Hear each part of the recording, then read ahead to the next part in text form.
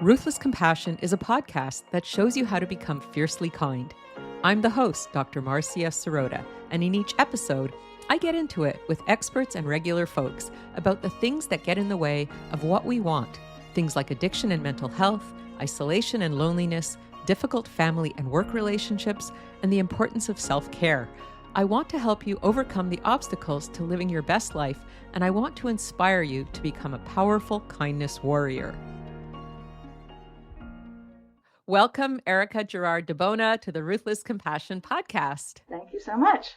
It's really fun to have you here. Your topic is a little bit different than what I usually discuss, but I'm very, very curious because I think the whole point is about kindness and appreciation, which is very much my brand. So before we start, though, I would love to get you to introduce yourself, a little bit about who you are, what you do, and why you are doing it.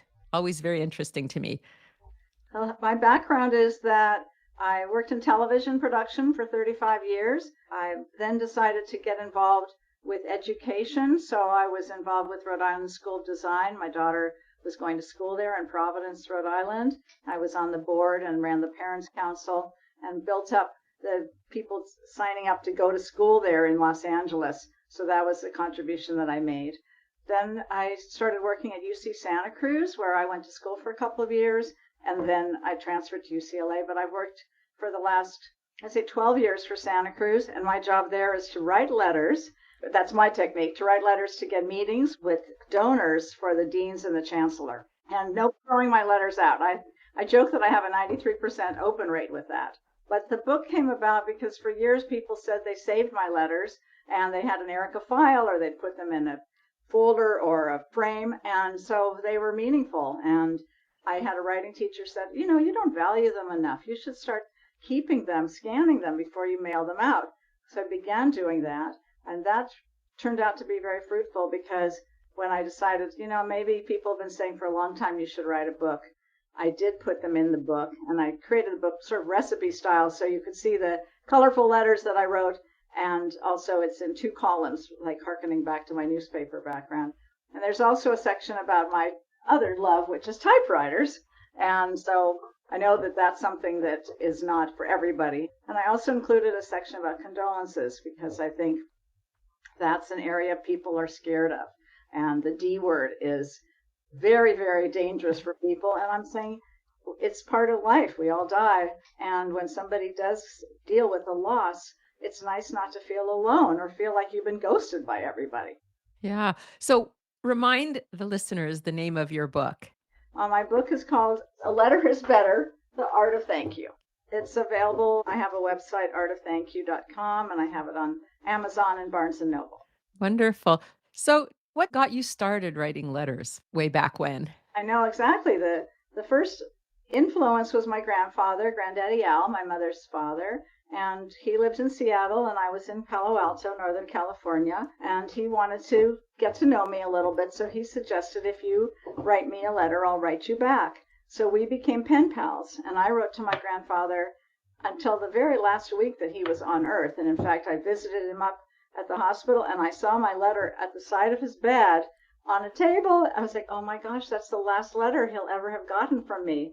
And he couldn't read anymore, so I read it to him. It was very full circle, very poignant to get to do that. And in fact, I've written a lot of people their last letters.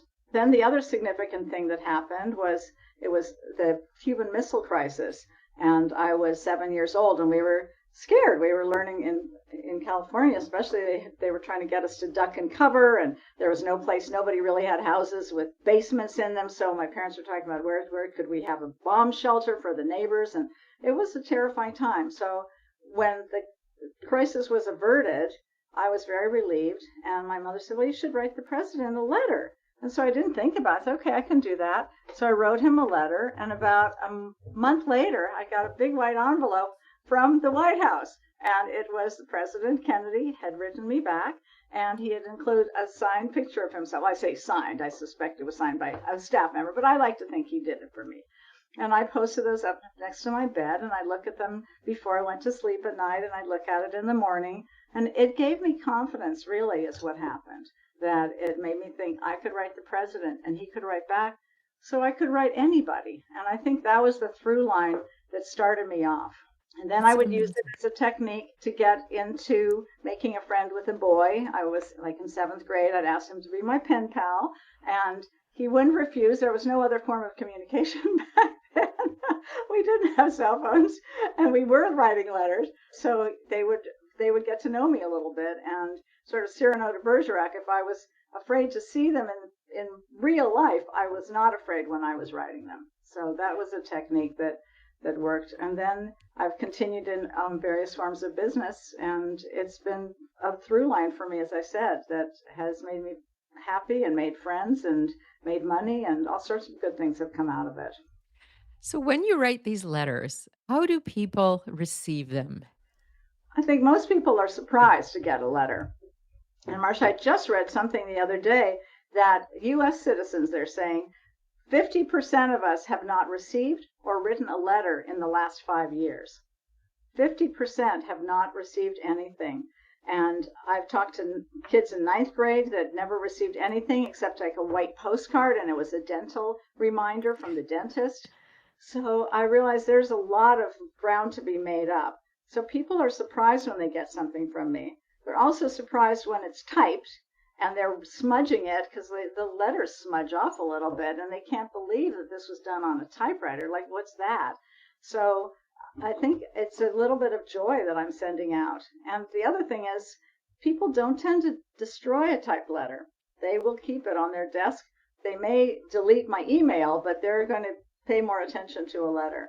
And the letters I have many stories of letters that have had long lasting effect. Like one was I wrote to a tattoo artist at the Orange County Fair, and I was a little afraid. I didn't want a tattoo. My dad was a Holocaust survivor, and he said, "No, this isn't not lasting." Okay, I'll try it. And he talked me down while we were doing it. And then I said, "I'd like to write you a thank you." He gave me his business card, but it didn't have his snail mail address, I realized later. So I called, finally got a hold of the sister who gave it to me, and I wrote him a letter. So like 9 months later, I get a phone call on my landline. That's what we were using at that point. And he said, "This is Omar, the tattoo artist from the Orange County Fair." He said, "I want to tell you, I just went through a terrible breakup, and I've not talked to anybody and not reached out in all these months. And I just found the letter that you sent me, and I remembered from when you wrote it, and it gave me hope that I'm not a bad person and that I have a lot to offer somebody." And he said, "I really want to thank you for that because it gave me hope and it gave me courage to keep going on." Wow. That's amazing. That's so beautiful. And I want to go back to the typewriter because I read a book and I actually had him on my podcast. It's a book called The Revenge of Analog. And it's such an interesting book because it's all about the way that analog is coming back into our world and how it's more soulful. It's like we need analog because we need real things. The author is called David Sachs, that's his name, The Revenge of Analog. And Mm-hmm. he's talking about record players, he's talking about books, he's talking about board games, he's talking about letters, typewriters, all these things that actually young people are coming back to with a vengeance, the younger generation.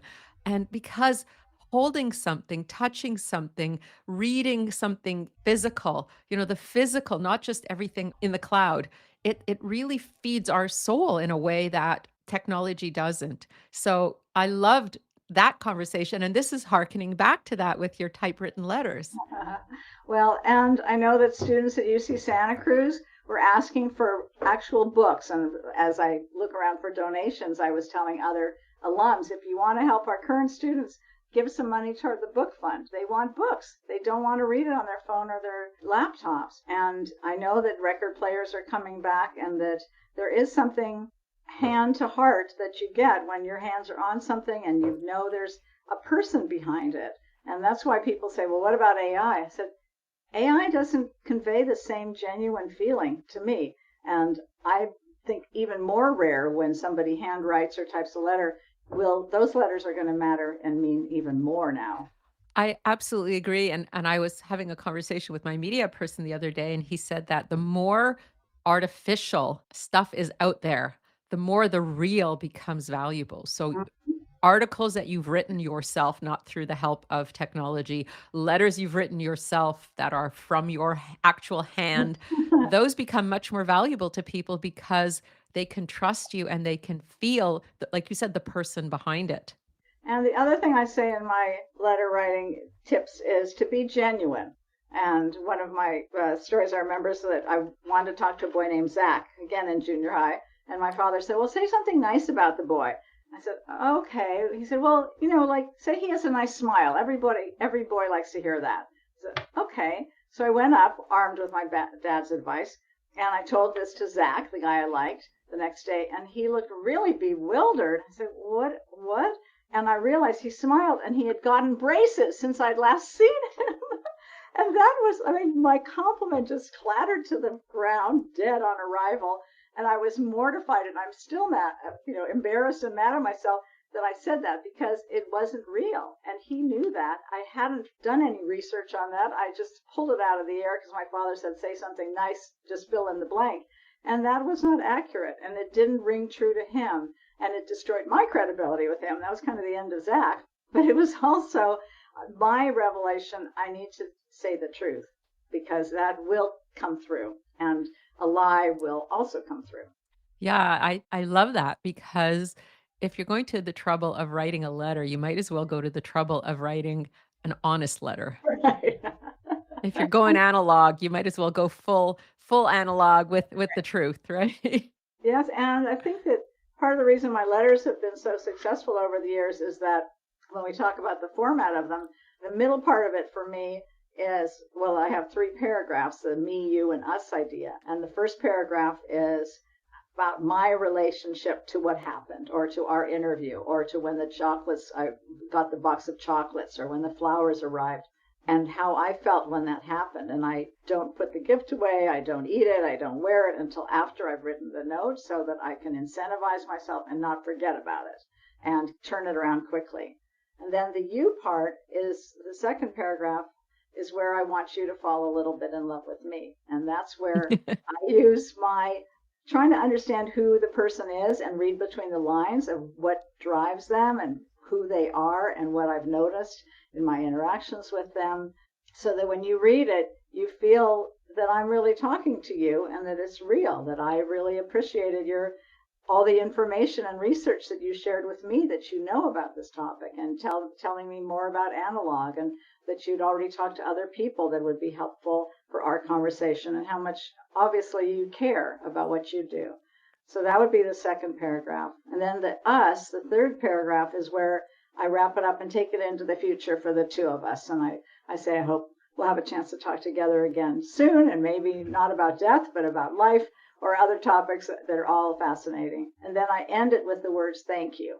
I don't put thank you at the top because everybody knows it's going to be a thank you note. And especially if it's a card that says thank you on the outside, then I've blown the lead. So I tease it. And the other part of that format is I'll have a keyword of when often for the first paragraph. So when you asked me to be on your show, I was very excited because I felt that our values aligned. So I try to do when as the first sentence too, to kick it off for me. These are really great techniques. And I can imagine a lot of our listeners here will be very excited to try something like that, to read your book, to learn those techniques, and to try something because, we all need to feel connected. We're so desperate for connection. Yeah. And we also need to feel appreciated, like you were saying. So if we can reach out and connect, show our appreciation, the other person is going to appreciate us right back, of course. And I do get a lot of letters thanking me for my thank you.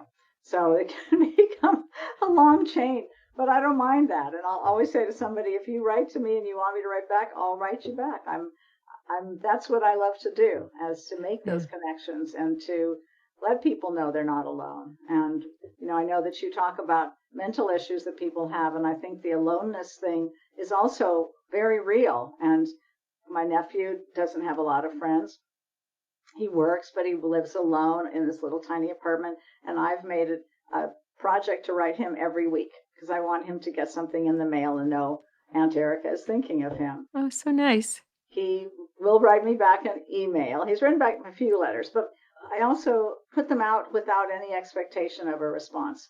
my idea is the world's a cruel enough place. I'm not going to be mad if somebody doesn't write back. That's not the point. It's that makes me feel better to send that letter out. I think it's a little spark of light in the darkness, and if it sustains someone like Omer the tattoo artist and he comes back 9 months later and he thanks me, that's magic for me, but it's not why I'm sending the note out. I'm trying to bridge that gap. And during the pandemic, there were pen pal groups that exploded. Remember that? All over the world. And I think that they probably diminished since then, but people just felt like, I don't want to be alone here. Who can I reach out to and make a relationship with by letter? Yeah. Have you heard of the book The Correspondent by Virginia Evans? Yes, I have. And I finished reading it, and Jane Fonda lives in the same complex where I live. So I have the same trainer as she does, but Jane has the trainer 6 days a week, and I have her one day. So that shows you my level of importance. And so the trainer has always said, oh, you should talk to Jane if she comes in the gym at the same time. And I never did. I was like, oh, that's Jane Fonda. I was fangirling out and very afraid of her almost. So one day she came in like a month or so ago, and it was the end of my session. I was started doing arm exercises, and she said, oh, I wish I could do those again. My shoulders have had problems, and I have hip replacements and knee replacements, and now something wrong with my finger. I said, but you're doing really well. Everybody looks up to the shape that you're in. And she said, thank you. And we talked for a few more minutes. And then she said, I'm Jane. I'm Erica. We talked about her TV show I just seen her on that somebody feed Phil. And then I decided I better leave while we're on a good note here because I don't want to overstay my welcome. So I ran out of there. And then I got home. I thought, I should give her my book. She is a neighbor. If I see her again, that might build a little bit of a relationship, or not just be an anonymous person in the gym. So I wrote her a note. I had it delivered to the front gate for her. And a few days later, Malin, the trainer, handed me a letter. She says, this is for you from Jane. And it was a thank you. It was handwritten by Jane Fonda. It was a Balinese dancer on the front, black and white card. And in it, she wrote, I too love written correspondence. And in fact, I am going to be playing Sybil in The Correspondent, and I'm going to be producing it too. Oh my God. A big heart and her name. Like, oh my gosh, this is fantastic. So there you go. There's a little bit insider info. If they haven't announced who's producing it and starring, that's going to be her. That's amazing. Oh, I can't wait to see it. I love Jane Fonda too, and I really have loved her recent work with Lily Tomlin. So I'm so excited to hear because I adored that book. That book just moved me so much, and I love letter writing too. I'm not a big letter writer, but when I get a letter, oh, it's such a treat. And I should write more. And now you've inspired me to write more. And I tell people it's okay even to write a postcard. The other thing is, I say a lot of people don't like their handwriting anymore. Jane Fonda does like her handwriting, and it's sort of big and loopy, and I could read it. But I've gotten letters from other people that are illegible. So I'm trying to say, don't feel trapped by having to handwrite it. And it can be typed, or it can be on a computer, and you print it out on colorful paper or Japanese stationery, which you can buy on Amazon. That's very inexpensive. Put on washi tape to decorate it, or stickers, and just have fun with it. But maybe 1.5 space it, find a font that represents who you are. I use American typewriter, of course, and then underline a few words and XOXO, and there you go. It feels personal, and it doesn't have to be handwritten. So I'm not the modern day Emily Post in that. I'm not strict. I just say something is better than nothing. Just do it. And also, a lot of people say, oh, I don't want, it has to be perfect. I keep rewriting and rewriting. I said, no, don't. Trust me, the bar is so low at this point for a letter that anything you do is going to be better. And Tom Hanks in his stuff just crosses things out with XXS, XXX if he's typing it. So it doesn't even have to be perfect for Tom Hanks to do it. So just do it. It's beautiful. And you're absolutely right. I think to get a letter, to receive a letter is so wonderful that it doesn't have to be perfect grammar, perfect diction, perfect vocabulary. It just has to be, like you said, honest and heartfelt, And coming from the heart. That's the charm of it too. And that comes across. And, you've gotten letters from little children that aren't grammatically correct, and it doesn't matter. It's beautiful that they took the time to do that. And I've told children you can write on the side of a paper airplane. It doesn't have to be a whole letter. So one little boy, that's in my book, would write me, but he was my pen pal from age 4. And at one point he just wrote "Love Rio" on the side of a paper airplane he had folded for me. So it just has to represent you in some authentic way. And now, let's pause for a quick word about my other podcast. Since I was a kid, I've loved watching movies. As a psychiatrist, I'm blown away by how film touches us at our core, deepens our self-knowledge, and can improve the human condition. I wanted to let listeners know that I've started a new podcast called Real Mental with Dr. Marcia Sirota. I'm going to be talking with directors, writers, actors, and critics to help people figure out their lives by getting to the truth about mental health on the big and small screen. Some recent films covered are Anora, Amelia Perez, Will and Harper, and The Last Showgirl. Please subscribe to Real Mental on Apple Podcasts or wherever you listen to podcasts. For sure. Before we started recording, we were talking about Graydon Carter, the former editor of Vanity Fair magazine, and he had a lot of advertising in his magazine, and he would write a handwritten note to every advertiser for each edition and paperclip it to the magazine and send it directly to the advertiser. And this magazine never ran out of advertising because they were so grateful for his show of appreciation. I think that's genius. And I wish it was practiced more by a lot of CEOs or editors of magazines. And in fact, on this, while I've been talking about this book to people, I say, I will write you a letter at the end of the interview. And I've been doing that for everybody that I've met, because I'll bet a lot of people that are doing interviews aren't writing thank yous either. And it's just, it differentiates me. It makes me more memorable than the other people that just disappear into the mist after the interviews. And why not make yourself stand out a little bit more? To be acknowledged, when we're little children, we need our parents to acknowledge us. That's one of our fundamental needs. And that need doesn't go away, to be acknowledged, to say, I see you. I see you. And how incredibly powerful it is for one person to say to another person, I see you. And that's what you're doing, really. It's an amazing gift for the receiver.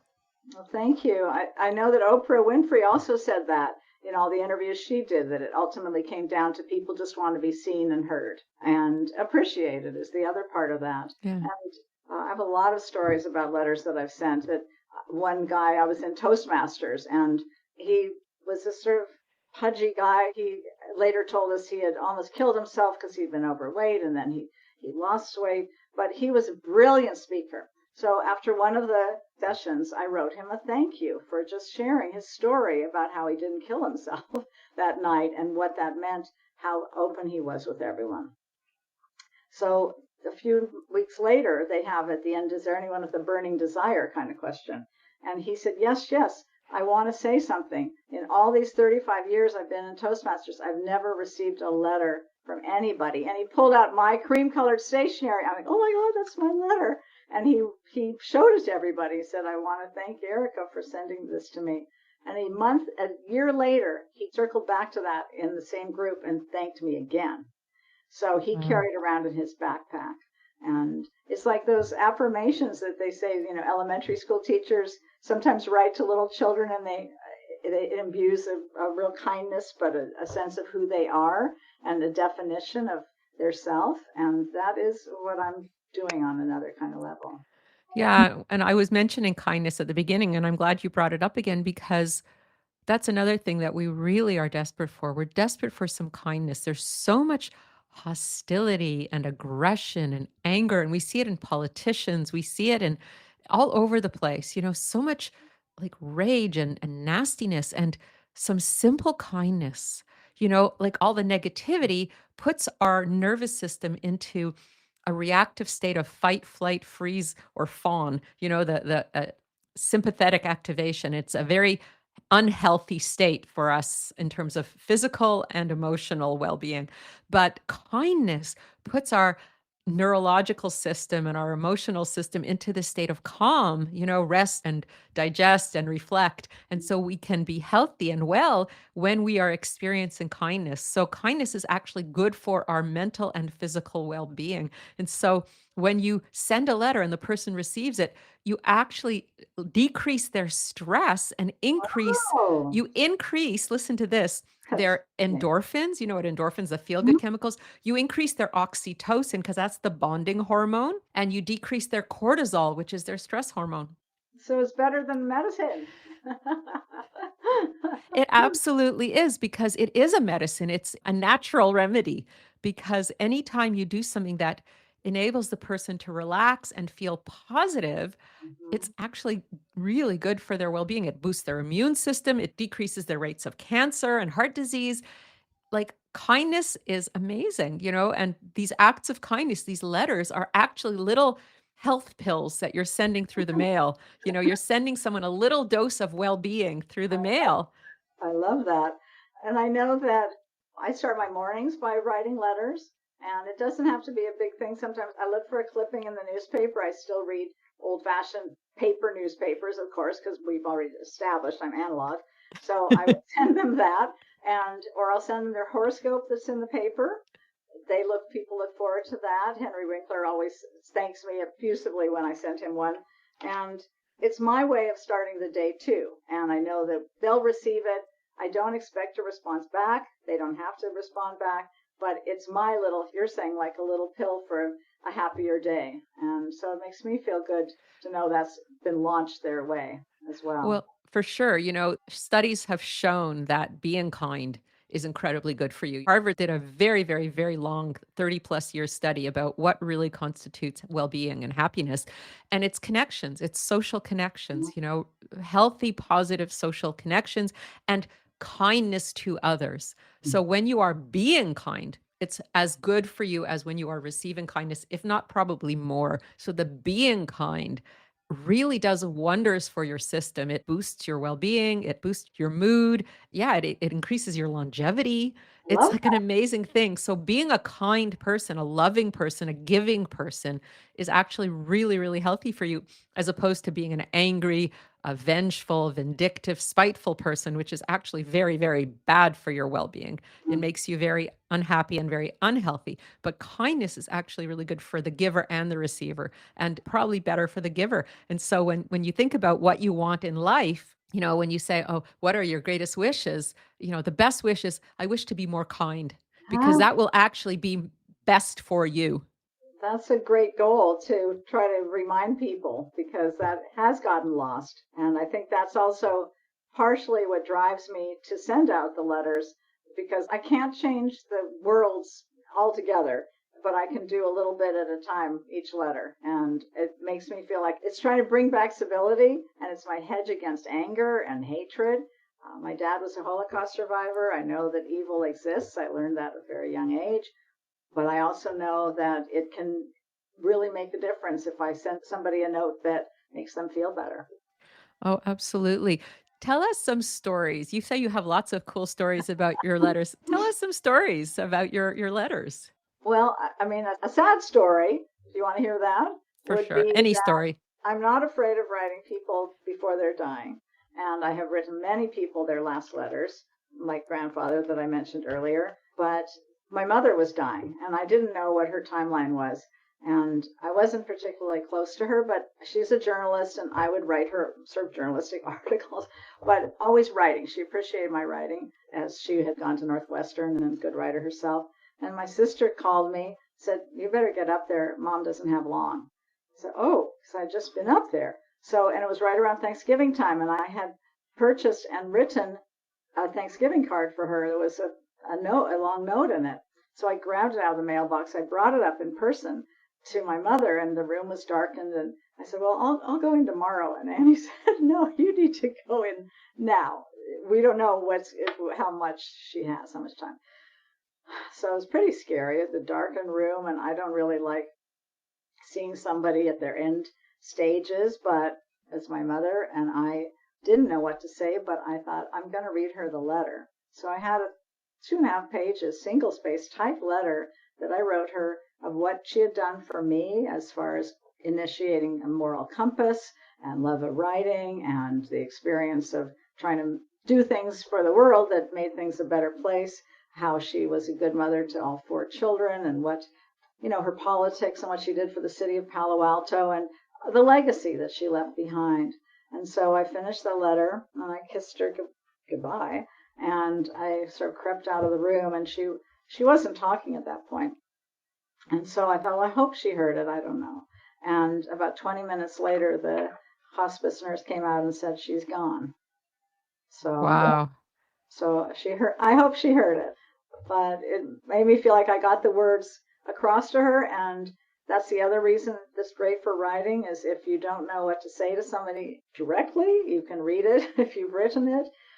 It's a way of getting the message across and controlling the narrative so you don't fall apart at the end, because I was able to stay with it. I was choking up as I was reading it because I was realizing this is the last time I'll be able to ever say this. But then there's also like Norman Lear, who is a big producer in Hollywood. He's passed away recently, but he went to Emerson College, and my husband Vin is on that board and very involved with Emerson. So we were invited to a fundraiser at Norman Lear's house. And I was excited because Norman Lear at one point was the biggest producer in Hollywood. There was only 3 stations, 3 networks, but he did Jefferson's and All in the Family and Sanford and Sons and very good politics. And he was the best writer, considered the best writer of all producers out there. So we got up to his house and wound up this major mountain up in Bel Air. And they greeted us with a glass of champagne. And we walked past the swimming pool, which was honestly had lily pads and candles on it. And I was like, oh my gosh, I've heard about lily pads on ponds, but I've never seen it in someone's backyard with candles. It was really mind-blowing for me. And then I thought, wow, I worked in television all my life, and I'm at the home of the biggest producer ever that I admire, and I didn't quite know what to do or say, so I wandered off to the side near where the pool was, and people weren't talking and walking over on that side, and I just looked down the hill, and down below were all these twinkling lights. These little houses were all lit up, and I thought, wow. At one point, all of these houses were full of people who were watching Norman Lear's television shows all across the country, all night long, 5 nights a week. So the party was really nice, and it ended, and we drove home, and then I thought, uh-oh, now I need to write Norman Lear a note. What am I going to say? This was very intimidating. But I thought, you know what, Erica, just pat myself on the back. I'm the only one sitting here right now with a typewriter that's going to type Norman Lear a letter. I can pretty much guarantee that. So just do it. So I got myself in front of the typewriter. I wrote him a letter about my experience in the backyard, looking at the twinkling lights, and that he was at the top of the game, top of the mountain, literally and figuratively, and how much everybody appreciates what he's done for us, for all of those shows and all those lessons he's taught. I mailed it. A few days later, I get a message on my answering machine, and it says, "Dear, this is Norman Lear. I just wanted to tell you I got your letter, and it's so beautiful. I tried to write back, but I don't know what to say, so please call me, dear." And he hung up. So I called him, and he thanked me. But that was really enormous for me, because that was a letter. That's not anything I would have said directly to him. I know that. And so it gives me courage, too, I think, to be behind a typewriter or a computer or writing something, to say things that I might not necessarily have said. It's funny because when you say this, it reminds me of an experience I had with a letter. And I have to say it was a terrible experience, but it was also a very good experience. Oh, no. So I had a friend who I didn't realize at the time was not a really good friend, because she kind of befriended me when I was at a low point in my life. And then as I got, better, like I started feeling better in my life, I think she started feeling less good. And when I looked back, I saw all of her friends were people who were struggling. And so she was kind of a serial collector of the wounded and liked to feel superior by being, the powerful one. So our friendship didn't last very long. And the way it ended was we went on a trip to New York City together, a weekend girls trip, and she behaved very badly. And so I wrote her a letter afterwards, and I said, I'm not sure what's going on, but I felt like the way you behaved was really surprising and very upsetting. And I'm writing you in a letter because it's a hard letter for me to write. So I want to be clear. I want to be very clear and not stumble or fumble with my words. So I'm writing it to you this way because I care about our friendship and I want it to move forward, but I need to tell you these things. Mhm. So she sends me back, I think an email, right? She says, if you really cared about me, you would have talked to me and not put it in a letter. You know, a letter is just so nothing. Ooh. And she basically dismissed me out of hand. And that was the end of that. And I thought, wow, okay. And then I had my big epiphany about her. I realized she's not my friend. This is a person who is trying to figure out a way to dismiss me because she's too threatened, Mm. because I was at a low point. I had lost someone I loved very much, and I was very sad and very in grief. And, as we are when we're in grief, we're not at our best. But then I got over it. Time heals and you do your work. And I was doing great. And I had written a book and I was about to publish it. And she was not happy with me doing so well. But I realized that this woman, by saying, you wrote it in a letter, that means you didn't care. It was actually the opposite. It showed how much I cared because I wanted to get it right. And so for her to misconstrue it that way, I knew she just didn't want to be my friend. And I realized I don't want to be her friend. So that was an interesting letter writing moment for me in my life. And you wrote it with best of intentions and to hope to have a conversation as a result and to clear the air so that she would understand how it had hurt you. But she didn't have it in her to be kind, as we were talking about. And as you said, I've had some friends like that. They're good when you're down. And then when you start to inch up a little bit, then they don't want to look at that. They're happier when they feel superior. Yeah, I don't need friends like that. To me, that's called a frenemy, right? Yeah. But I thought the whole letter thing was so interesting, how she could say that writing a letter actually was less caring. To me, clearly when, talking with you about your letters, it's so very caring to take the time to write a letter so that you can really express clearly and lovingly your truth. Hmm. I just talked to someone at a boutique who she knew I'd written this book, and she said, well, I have a question for you. I had two women who were mothers in the group with our kids, and I wrote them each some letters at various points, and they both told me, I don't write letters. I don't want you to write me either. It makes me feel obligated to have to write back. And the other said, I only text, and I rarely do that. And she said, I really had a chilling effect on me. I didn't want to write them.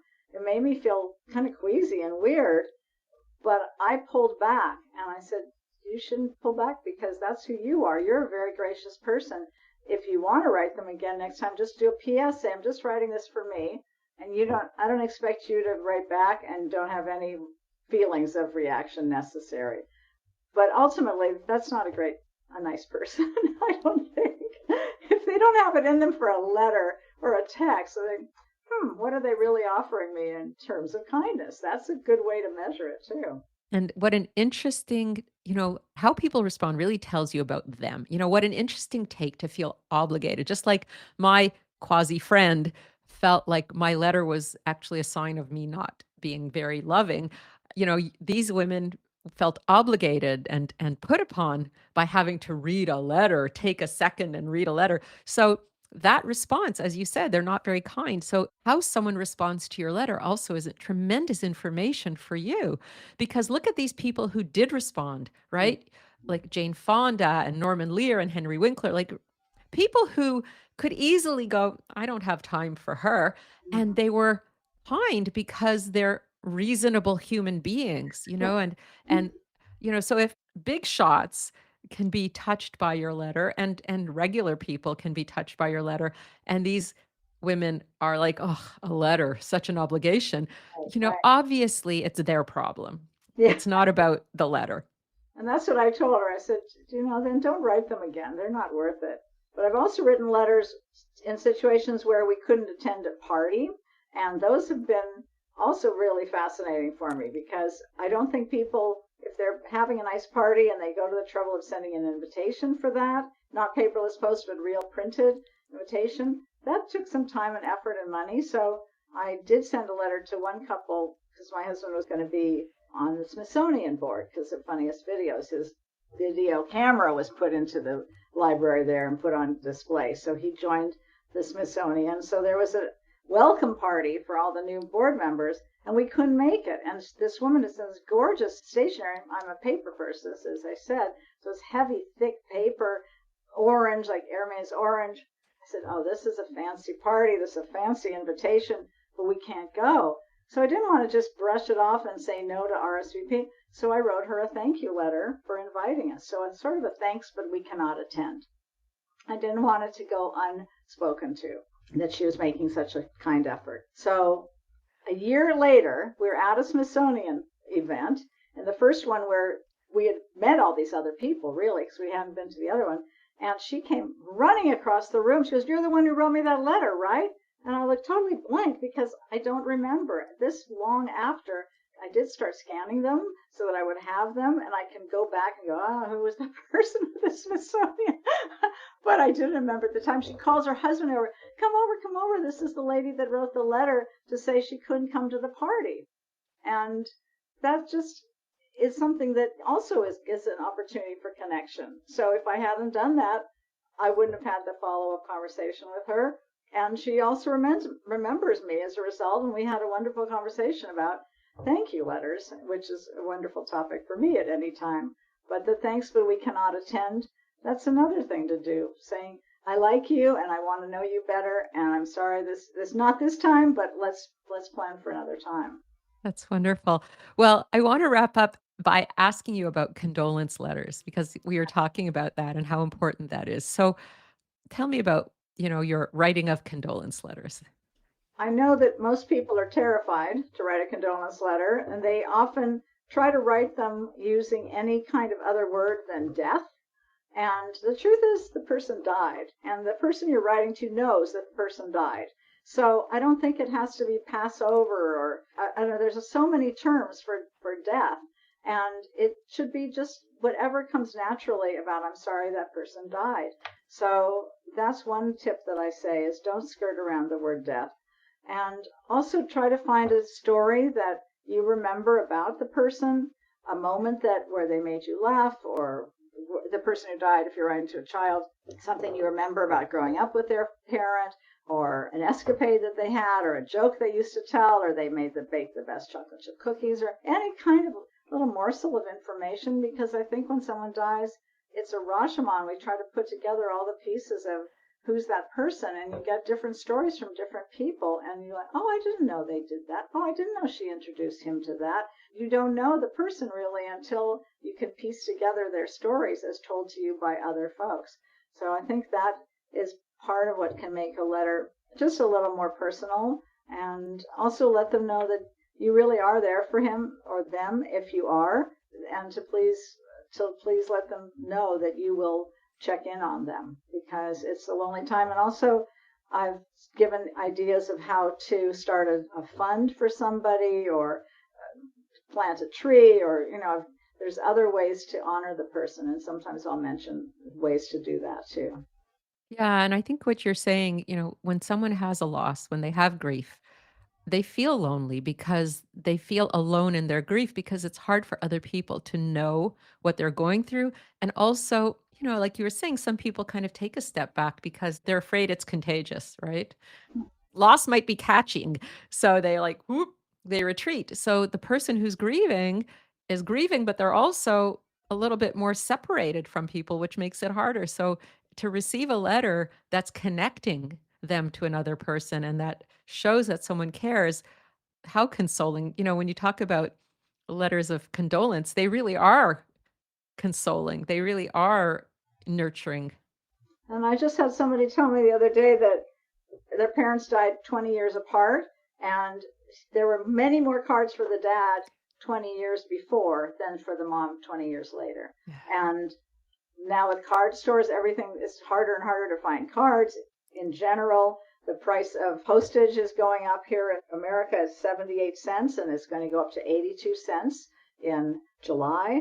So it's expensive to buy a card and buy paper and stamps. But it's still, I think it's an important thing to send somebody, because don't you think that person's life was worth $7 or $6.95 for the card and 78 cents for the stamp?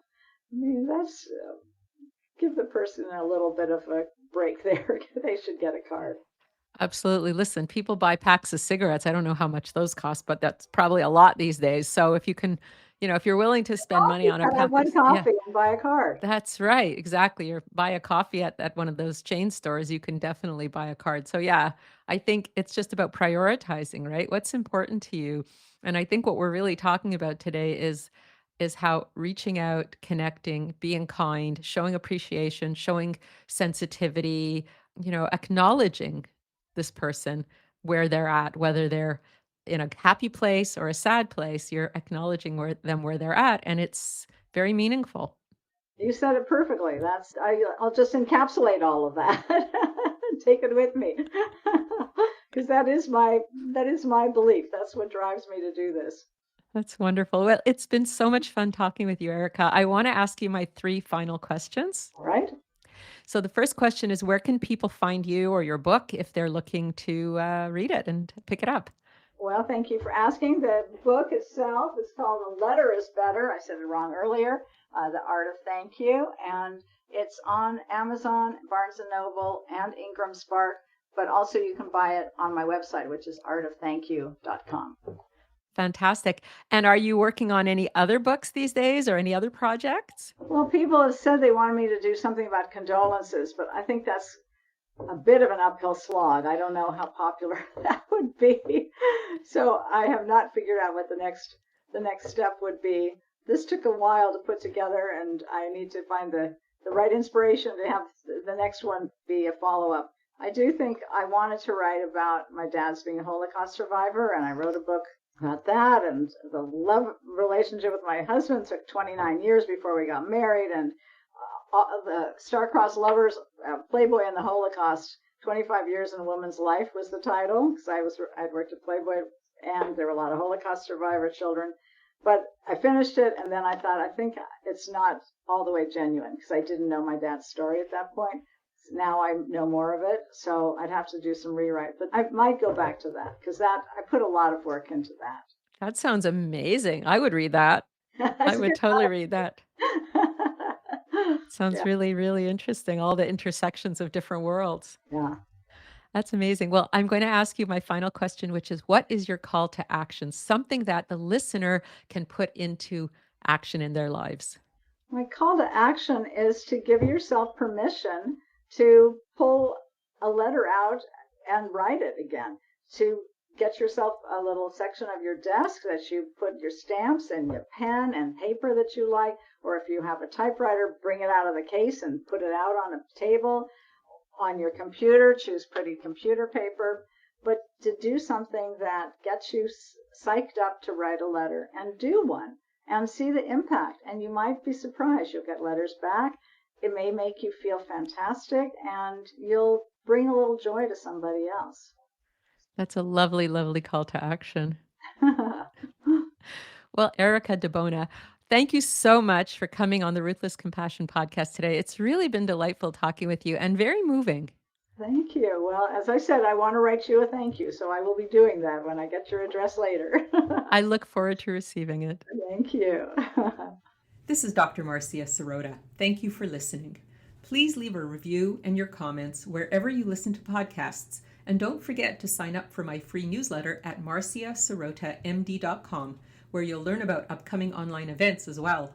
Also, we love getting referrals from our listeners about future podcast guests, so please email us at info@marciasirotamd.com.